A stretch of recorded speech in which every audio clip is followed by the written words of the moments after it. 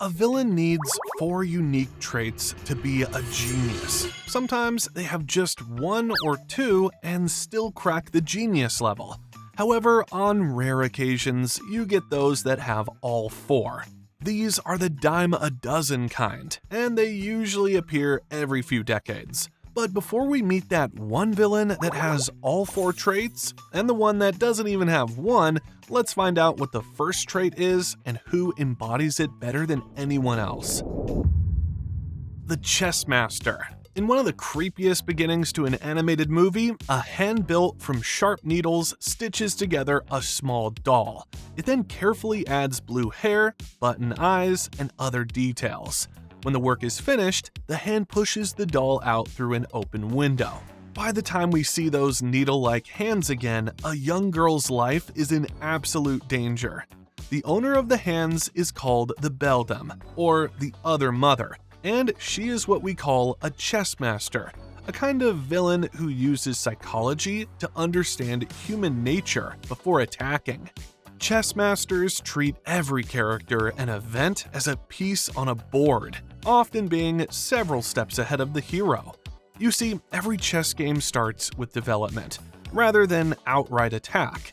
The beldam does the same. As Coraline arrives at the Pink Palace, a strange old house, the beldam starts studying like a chessboard, using that doll from the beginning as her scout. Through its button eyes, she saw that Coraline was lonely and bored because her parents are too busy, tired, and distant. Just let me work. To the beldam, a lonely child is an exposed king, and this was all she needed to strike. But it gets interesting. You see, when Coraline finally enters the other world, the beldam offers a gambit. In chess, a gambit is when you give up something small to get a much bigger advantage later. The beldam gives Coraline delicious food, a beautiful garden, and all the attention she's missing at home.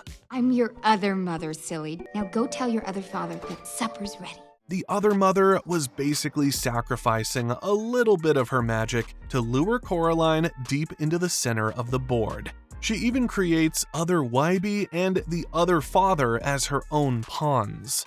But one other thing a chess master does is to prepare for contingencies, and the beldam does too. When Coraline refuses to sew buttons on her eyes, she switches to her plan B. She realizes her loving mother strategy has been countered, so she pivots. She shed her skin and showed her true form. As the kid continues to persist, she kidnaps her real parents and hides them in a snow globe. This is a classic pin in chess where she traps the hero's most important pieces so they can't move. But here's where it gets really interesting. Chess masters always know that they are playing a game. This is why the beldam doesn't hesitate when Coraline offers one in exchange for her parents. She uses her confidence to trick Coraline into a search, believing her own mastery over the other world makes her unbeatable. But she was wrong. Yet she didn't back down. Even when Coraline manages to find the souls of the ghost children and escape, the beldam has one last endgame move. She sends her severed hand through the door. It's a final desperate check, trying to snatch the key and drag Coraline back into the dark. But of course, the hero has to win, so no checkmate for our genius villain. Now let's look at a villain who doesn't even know how the pieces move. In Madagascar 2, we have Makunga. If the beldam is a grandmaster, Makunga is a toddler throwing the pieces at the wall. He wants to be the alpha lion, but he is completely one-dimensional. He has no long-term strategy. He only jumped into action again after Alex showed up unexpectedly. While a chess master is planning ahead, this dude is hoping for chance encounters. He is the definition of a lucky villain. So lucky that he can easily be mistaken for a genius when, truthfully, he's not. Alex, being oblivious to local tradition and customs, alongside Zuba's sudden tenderness because of his reunion with his son, gives Makunga the perfect opportunity to claim the title of Alpha. However, all of this was only possible because of the shortcomings of Alex and Zuba, not some master plan of Makunga's. But it gets worse for Makunga. He thinks that having authority is the same thing as being smart. When the water supply dries up, a genius would have found a way to use that crisis to make themselves look like a hero. However, Makunga just panics. He has no plan B and simply calls for violence. He never studies his opponents and never counts his pieces. This is why he laughed at Alex when Alex said he was going to bring back water. That mistake costs him everything. And as if that wasn't bad enough, he does not see danger coming because he never looks beyond what he can see. That is how he ends up beaten by someone he never even considered a piece, a granny with a handbag. Good riddance. But while the beldam perfectly demonstrates a chess master, there's another iconic fake mother that shows how another type of genius can be. The manipulator. In the movie Tangled, there is a scene where Rapunzel finally gathers all her courage to talk to Mother Gothel. She explains that she wants to go see the floating lamps that appear in the sky every year on her birthday. Instead of giving a straight answer, Mother Gothel starts picking on Rapunzel. She wouldn't even let the poor kid finish her sentence, and would finish every one of her insults with, "I am just teasing." Absolutely exhausting, darling. Oh, it's nothing. Then I don't know why it takes so long. What the heck? But that's the thing about this woman. She is the queen of gaslighting, and always wants to have the last say. This is why when Rapunzel keeps pushing to see the lights, Gothel breaks into a song called Mother Knows Best. She describes the outside world as a place filled with ruffians, thugs, and scary things like the plague or large bugs.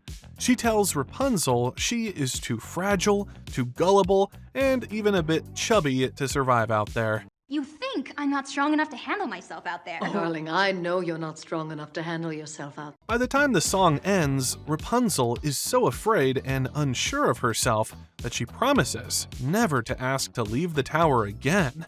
Mother Gothel is a perfect example of a genius villain who is a manipulator. She uses her words to build a mental prison around Rapunzel, so she never has to use real locks or chains. You have to be a psychological genius to be able to pull off something like that. But here's the thing about manipulation. Mother Gothel shows us that it is often about what a villain says to keep their victim under control. She uses fake love and gaslighting to make Rapunzel feel small. But then some villains take this even further. They use their charm and their whole presence to get into people's heads. This is where Pitch Black from Rise of the Guardians comes in. While Gothel hides in a tower, Pitch is like a shadow that blends into every dark corner. He is tall and thin, with gray skin and eyes that look like a solar eclipse.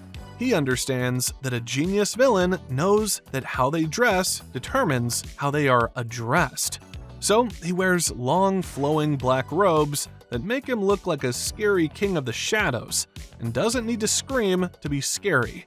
His aura would do it for him. Maybe I want what you have, to be believed in. But Pitch is also like Mother Gothel, because he can talk his enemies into giving up or feeling bad about themselves. For example, he tempts Jack to believe that he's not the bad guy and his friends aren't really his friends. This is psychological warfare at its finest. He even manages to trick Jack into a trap by using Jack's own memories, which were stored in little tooth boxes as bait. He knows that if he can make Jack feel lonely enough, he might join his side. You're Jack Frost. You make a mess wherever you go. Why, you're doing it right now. To see why Pitch and Mother Gothel are so good at being manipulators, you just have to look at a villain who fails at it completely. Think about Prince Charming from Shrek the Third. He tries to have the aura and the presentation, he has the hair, the shiny armor, and he stands on stages trying to give big speeches to make people follow him. But he's a total joke. In where he stands, he will rue the very day he stole my kingdom from me! He thinks that just dressing like a prince makes him a genius leader. But he has no idea what makes people tick. When he talks, nobody is scared, and nobody is convinced. They just want him to go away. He doesn't have the silver tongue that Pitch has because he's too busy looking at himself in the mirror. He's not a chameleon that can blend into the background, and he lacks the psychological insight to know what people really care about. So his manipulation never works. No, of course it's not, dear. I mean, how charming can I be when I have to pretend I'm that dreadful ogre? A true genius manipulator like Pitch or Gothel knows that the real battle is inside the hero's head. Gothel makes Rapunzel feel like she is too weak to leave, and Pitch makes Jack feel like he's too alone to be a hero.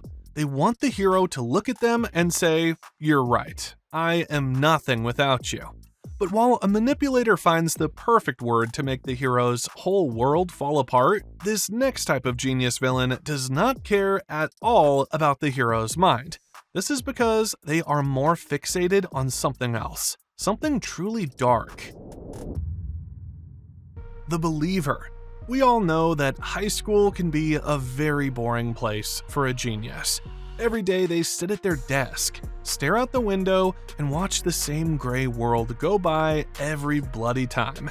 This was the fate of Light Yagami from Death Note. Dude is the top of his class, a perfect student with a perfect future. But inside, he's disgusted.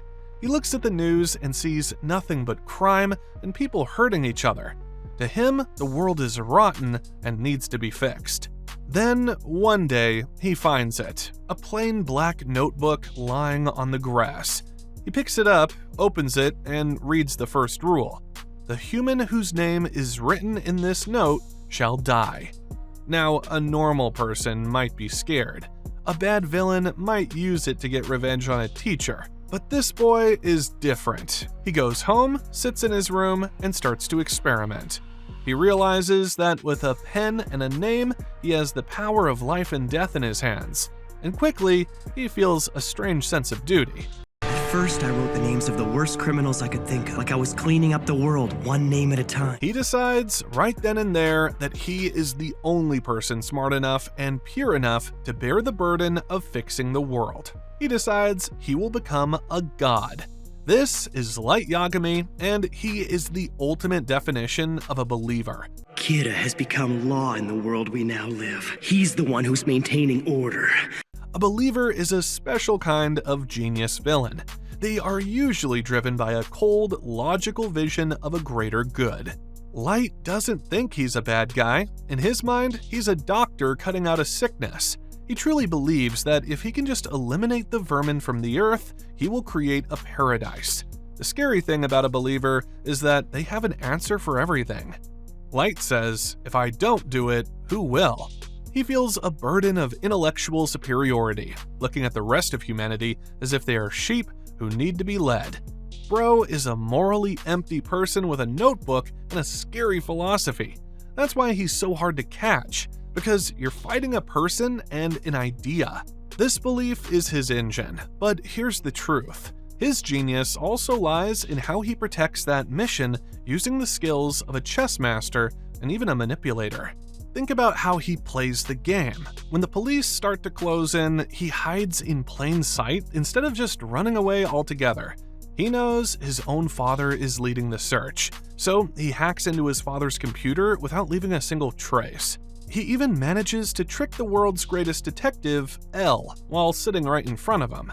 There is a famous moment where he knows he is being watched by hidden cameras. Most people would stop their work, but Light is a tactician. He hides a tiny mini television inside a bag of potato chips. While the cameras see a good student just studying and snacking, he's actually watching the news and writing names on a hidden scrap of paper. He's always thinking 3 moves ahead, even going as far as to give up his memories on purpose just to clear his name, only to get them back the exact moment his plan requires it. I've won. Exactly as planned. But Light isn't just a strategist, he's a master of people.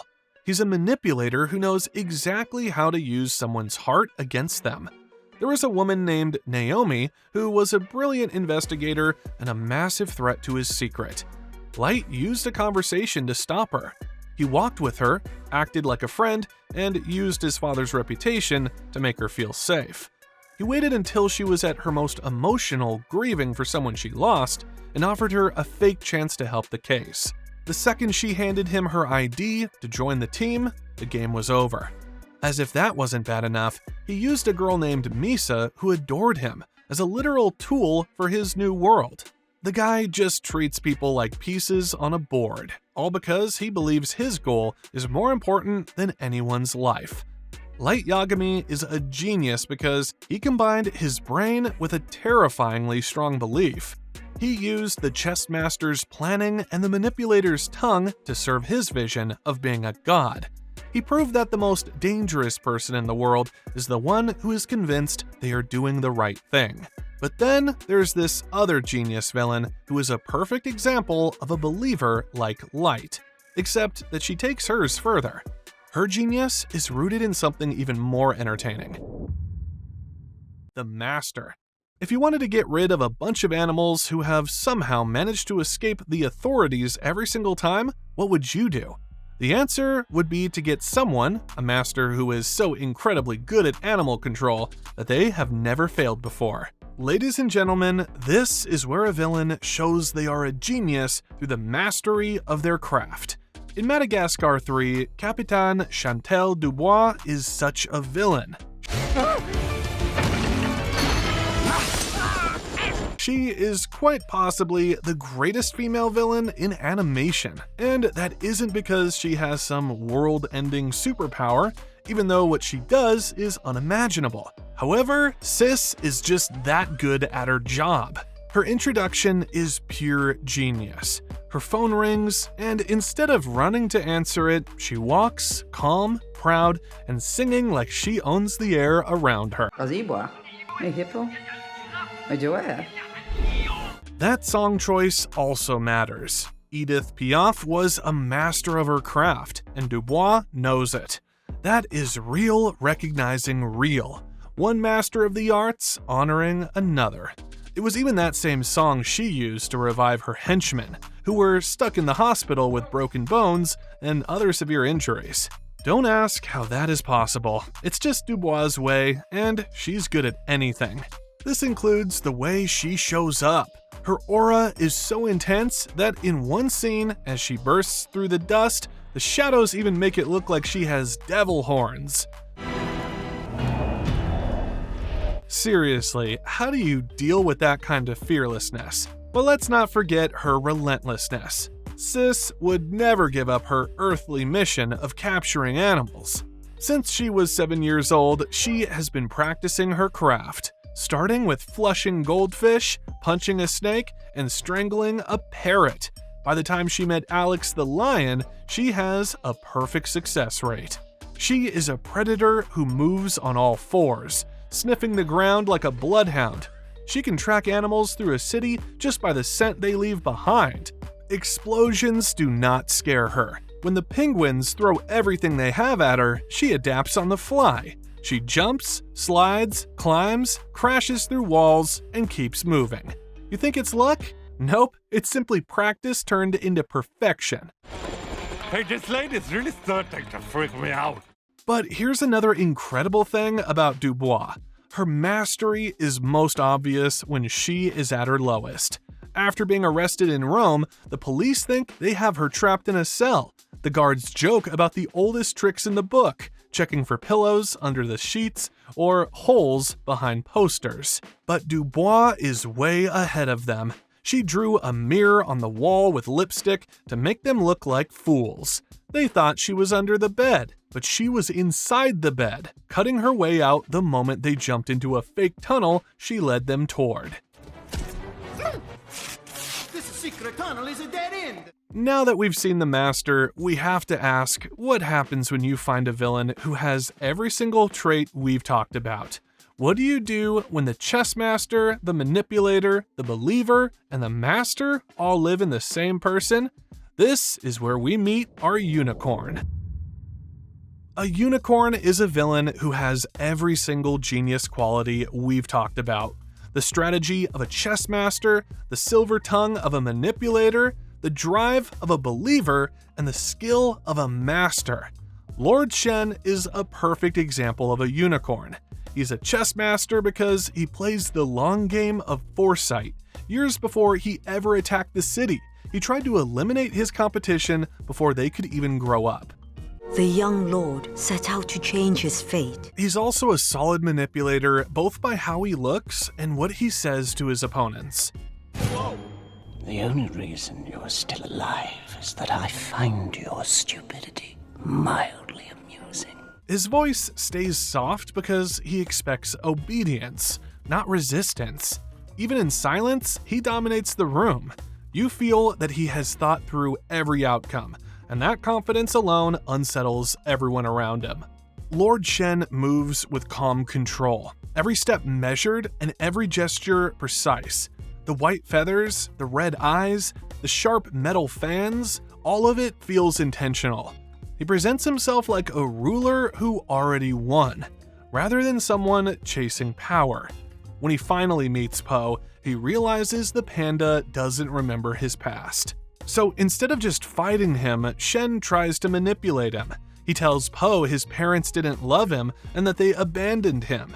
He uses Po's own feelings to distract him so he can get the upper hand. Shen is also a master. Even though he has all those huge cannons to blow people away, it doesn't stop him from being a real kung fu master.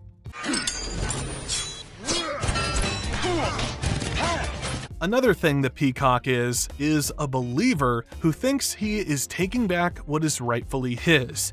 He told his old nanny that happiness must be taken, and he was willing to burn down his own ancestral home just to claim his throne. Dude is so focused on his vision that he even kills his loyal wolf who refuses to fire on his own men. When you put the chess master's patience, the manipulator's mind games, the master's combat skill, and the believer's honor all together, you get a unicorn that the hero can't simply beat with a sword. They have to change who they are just to survive him. Isn't it crazy how the only way these types of villains are killed or defeated is by plot armor, where the hero gets a special power at the very last second? Because Shen was too smart to lose any other way. There are other ways that villains are killed, even when they don't deserve to die like Shen. Luckily for you, we covered all of that in our last video, currently trending. So go check it out now.